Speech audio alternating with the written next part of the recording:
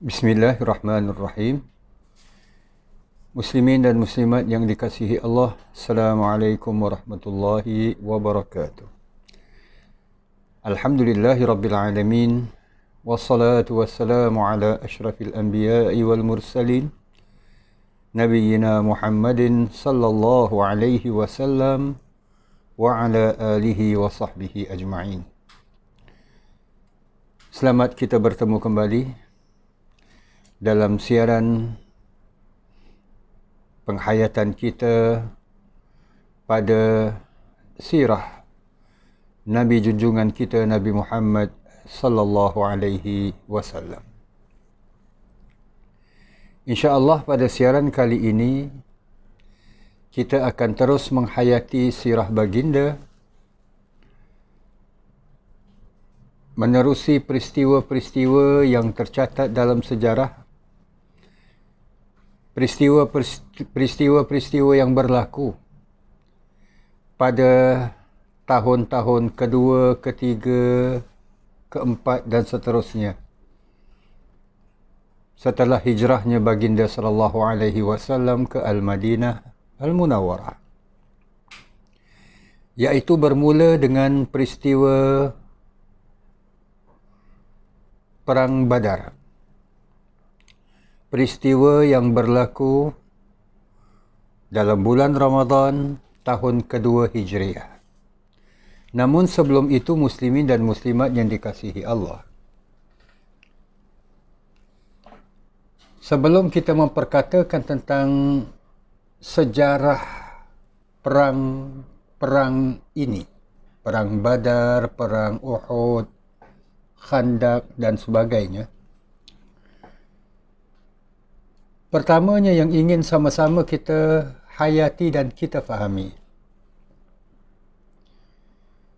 sejarah Nabi kita setelah hijrahnya baginda sallallahu alaihi wasallam ke Al-Madinah Al-Munawwarah ini tercatat banyak peristiwa peperangan. Seakan-akan ia menggambarkan bahawa Islam ini adalah sebuah agama yang nak menguasai sesuatu ataupun nak conquer atas sesuatu kaum yang suka berperang, sehingga ditukil sebuah hadis Nabi sallallahu alaihi wasallam dengan cara yang salah. Antaranya Nabi sallallahu alaihi wasallam pernah bersabda yang lebih kurang maksudnya, Islam ini menyerlah tahta zilalis suyuf, di bawah kilauan pedang. Bermakna orang faham bahawa Islam ini sebuah agama yang suka berperang. Dan orang-orang Islam adalah orang-orang yang hauskan darah, suka menumpahkan darah dan sebagainya. Apakah benar demikian?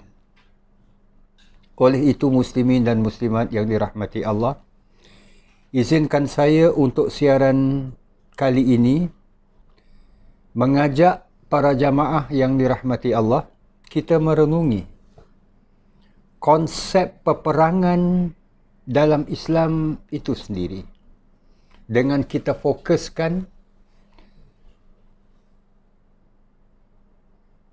beberapa peristiwa berdasarkan kepada firman-firman Allah, hadis-hadis baginda, untuk kita melihat dan memahami bahawa Islam adalah sebuah agama yang sebenarnya agama yang amat sama sekali mengelakkan dan menjauhkan peperangan. Perkara yang pertama, muslimin dan muslimat yang dirahmati Allah, yang ingin saya mengajak para jamaah sekalian, sebab-sebab mengapa manusia berperang. Suka dinyatakan bahawa apa yang kita perkatakan ini adalah terfokus kepada zaman Nabi kita, Nabi Muhammad sallallahu alaihi wasallam, dan juga masa-masa sebelum baginda.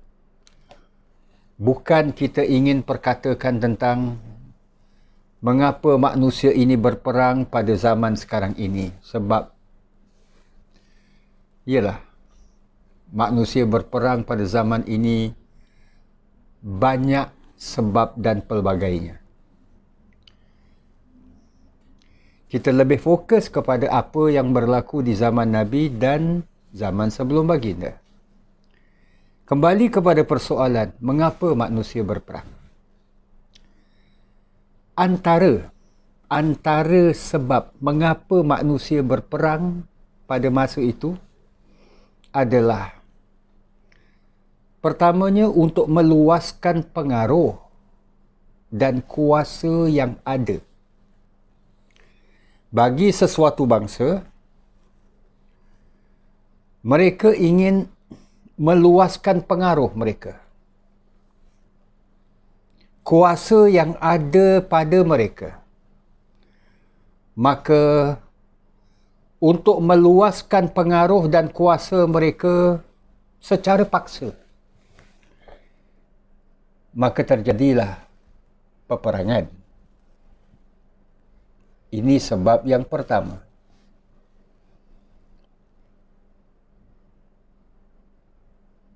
Kedua, sifat manusia yang tamak, terutamanya kerakusan manusia dalam soal memperbanyakkan harta. Harta yang dah sedia ada ingin diperbanyakkan. Selain daripada kuasa dan pengaruh, nak memperbanyakkan harta ini juga menyebabkan manusia ini sanggup berperang. Dan begitulah juga. Mungkin ada sesuatu bangsa yang naik, yang hidup secara aman. Tetapi demi nak mengalahkan bangsa tersebut ataupun kaum berkenaan, maka satu kaum yang lain rasa tak senang dan menyerang. Maka terjadilah dan tercetuslah peperangan. Memang ada beberapa sebab, namun ini adalah antaranya, dasarnya mengapa manusia ini berperang. Sebaliknya, yang ingin sama-sama kita lihat, apakah Islam juga bersikap dan bersifat demikian? Apakah peperangan yang berlaku dalam sejarah Nabi ini untuk meluaskan pengaruh dan kuasa? Orang-orang Islam berperang dalam perang, umpamanya lah perang Khaybar. Orang-orang Islam ingin memperbanyakkan maupun merampas harta kaum Yahudi dalam peperangan Khaybar itu, sehingga di penghujung peperangan Khaybar itu orang-orang Yahudi Khaybar tunduk untuk mengeluarkan jizyah, ibarat teks, kepada orang-orang Islam. Apakah tujuan peperangan Khaybar contohnya? Untuk memperbanyakkan harta? Ataupun Islam ini adalah sebuah agama yang suka berperang demi mengalahkan satu bangsa. Kuasa besar orang-orang Rom dan orang-orang Parsi pada ketika itu berjaya dilumpuhkan. Di zaman Nabi kita Nabi Muhammad sallallahu alaihi wasallam dan kemudian diteruskan oleh para sahabat Khulafa Rashidin secara total selepas kewafatan baginda. Inilah yang ingin kita lihat. Apakah benar dakwaan-dakwaan itu? Maka yang pertama ingin kita lihat adalah apa sebenarnya Islam? Sebuah agama yang tegak di atas dasar salam. Tegak di atas dasar sifat sejahtera. Mewujudkan rasa kesejahteraan kepada manusia. Kita tukil beberapa firman Allah Subhanahu wa taala mahupun hadis baginda sallallahu alaihi wasallam yang menunjukkan Islam ini adalah sebuah agama yang mengajak kepada kedamaian. Islam sebuah agama yang mengajak kepada perpaduan, kesatuan. Antaranya, ayat-ayat yang menunjukkan Islam ini sebagai sebuah agama yang damai, yang aman, begitu banyak. Antaranya, seperti mana firman Allah di ayat 61 surah Al-Anfal. Allah Subhanahu wa taala berfirman, A'udzu billahi minasy syaithanir rajim. Wa in janahu lis-salmi fajnah laha. Dan jika mereka, iaitu pihak musuh, pihak yang memusuhi Islam, cenderung kepada perdamaian, fajnah laha, kata Allah, bahkan perintah Allah, maka engkau juga hendaklah cenderung kepadanya. Maknanya pihak musuh ini akhirnya mengajak kepada perdamaian, maka cenderunglah. Ini amat terbukti jamaah yang dirahmati Allah. InsyaAllah menerusi penghayatan kita seterusnya dalam setiap peristiwa selepas ini, kita akan dapati bahawa apabila orang-orang musyrikin Quraisy mengajak Nabi untuk mengadakan satu perjanjian damai, Al-Hudaybiyah, Nabi menyahutnya. Sebab akhirnya ia membawa kepada rasa damai kepada setiap orang. Rasa aman bagi semua orang. Wa in janahu lis-salmi fajnah laha. Jika mereka cenderung kepada perdamaian, maka hendaklah engkau juga cenderung, perintah Allah. Wa tawakkal 'ala Allah. Dan hendaklah engkau bertawakal kepada Allah. Innahu huwas sami'ul alim. Sesungguhnya Allah ini adalah Tuhan yang maha as-sami', maha mendengar, dan juga al-alim, yang maha mengetahui. So ini contoh. Ayat 61 surah Al-Anfal ini contoh. Menunjukkan bahawa hatta dalam suasana persiapan dah buat dah. Bila nak berperang, tertibalah sebagai contoh. Pihak musuh ini mengajak kepada perdamaian. So, perdamaianlah yang diperintahkan, yang diusahakan bersama. Di surah An-Nahl ayat 125, Allah Subhanahu wa taala berfirman dengan memerintahkan, Ud'u ila sabili rabbika bil hikmati wal mau'izatil hasanah. Serulah, Berdakwahlah engkau, wahai Muhammad, ke jalan Tuhanmu dengan hikmah, kebijaksanaan, iaitu dengan penuh kebijaksanaan, penuh diplomasi, penuh rasa setia kawan, wal mau'izatil hasanah, dan nasihat pengajaran yang baik. Ajak, seru, dakwah dengan penuh bijaksana dan juga pengajaran yang baik.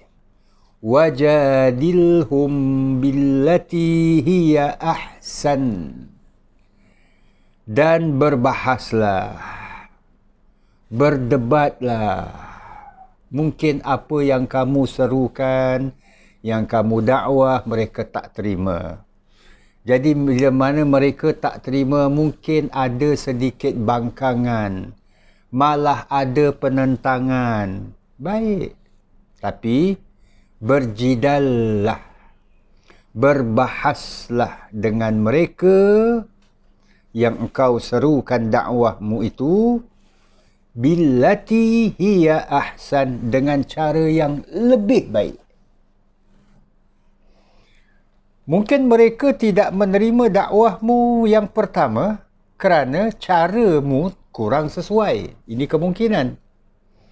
Maka gunakanlah cara yang baik, yang lebih baik daripada yang pertama, yang akhirnya mereka mudah-mudahan dapat menerima.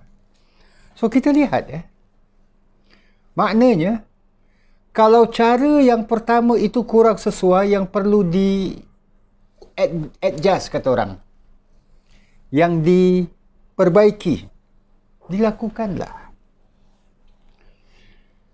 Sebab itu kita lihat antara lain dalam sirah Nabi SAW, dakwah Nabi di Makkah dengan dakwah Nabi di Madinah amat berbeza. Bahkan dakwah Nabi kepada orang-orang musyrikin Quraisy juga berbeza bila Nabi setelah berhijrah ke Madinah. Dan inilah yang akan kita sama-sama hayatinya dalam pertemuan-pertemuan akan datang insya-Allah. Hadis Nabi yang diriwayatkan oleh Ibnu Abi Ad-Dunya, Ibnu Abi Dunya. Sabda baginda bermaksud, pertolonganmu terhadap orang yang lemah adalah sedekah yang paling afdal, kata Nabi. Islam sebagai sebuah agama yang indah, yang kita sebutkan di awal tadi, mengajak kepada kesatuan dan perpaduan. Bahkan mengajak untuk mencapai kesatuan dan perpaduan ini, adanya sifat tolong-menolong, bantu-membantu. Maka Nabi SAW menggalakkan agar sikap dan sifat ini ada pada setiap Muslim. Ia dianggap sebagai setiap pertolongan yang diberikan kepada siapa saja. Sebab baginda SAW menyebutkan orang yang lemah. Siapa orang tu? Tak kira siapa. Tak semestinya, maaf cakaplah sebagai contoh, Ahmad, Ali, Yusuf, Mustafa dan sebagainya, maknanya orang-orang Islam saja. Tidak. Islam bukan sebuah agama yang secara umumnya bersifat eksklusif. Ini hanya orang Islam saja. Orang bukan Islam tak boleh. So, orang bukan Islam kalau sekiranya perlukan pertolongan, buat dia aja. Sebab yang kita bantu ni, yang kita tolong ni hanya orang Islam aja. Islam bukan agama demikian. Sebab Nabi sabdakan orang yang lemah. Maknanya siapa saja. Walaupun di hadapan orang yang di hadapan kita, orang yang perlukan pertolongan. dan orang itu bukan Islam, wajar kita berikan pertolongan. Contoh yang very simple. Kita lihat, ada nyonya yang menaiki bas sedangkan memerlukan kepada tempat duduk. Nyonya, non-Muslim, wajar kita berikan tempat duduk kita kepadanya. Tak payah tunggu. Kalau nyonya ni dia buat action tidur je.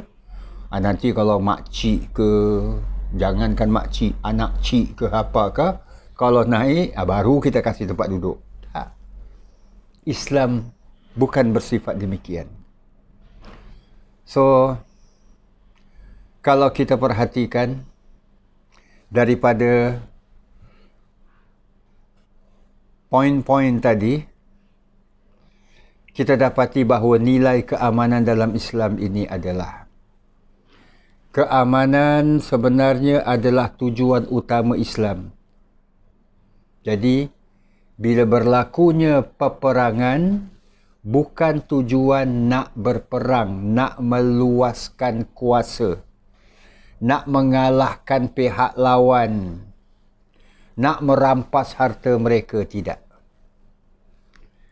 Kerana Islam adalah agama yang sentiasa menganjurkan sifat sejahtera dan rasa aman antara sesama manusia. Maka keamanan adalah tujuan utama, bukan peperangan.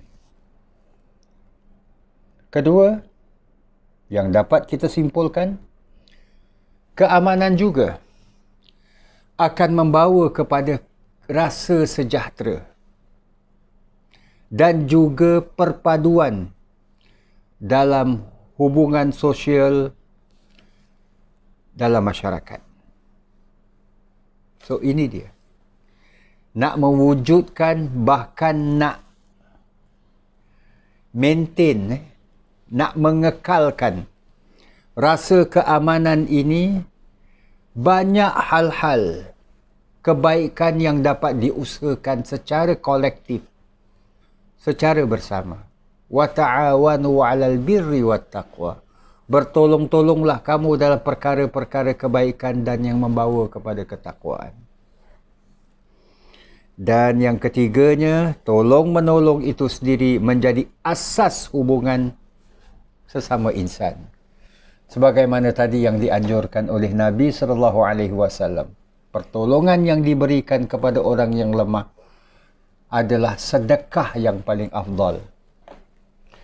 Maka itulah muslimin dan muslimat yang dirahmati Allah, sedikit berhubung dengan konsep peperangan dalam Islam yang ingin kita fahami bahawa kalaulah ada di sana sesuatu usaha yang dapat mengelakkan peperangan, itulah yang akan diusahakan oleh Nabi SAW. Itulah yang akan, ataupun langkah-langkah yang akan diambil oleh baginda SAW demi mengelakkan peperangan. Kerana apa? Islam adalah sebuah agama yang ingin dan sentiasa mengajak kepada rasa aman antara sesama manusia. Dan rasa aman ini akan dapat membangkitkan rasa setia kawan, sifat bersatu, suka tolong-menolong antara satu sama lain. Jadi bermakna tanggapan terhadap Islam ini, sejarah Nabi ini penuh dengan peperangan, ia adalah sebenarnya sesuatu yang tak dapat dielakkan. Sebab pada masa itu, satu bangsa yang memusuhi satu bangsa yang lain, satu kaum yang ingin menguasai kaum yang lain, yang dilakukan adalah dengan cara berperang, bukan cara berunding.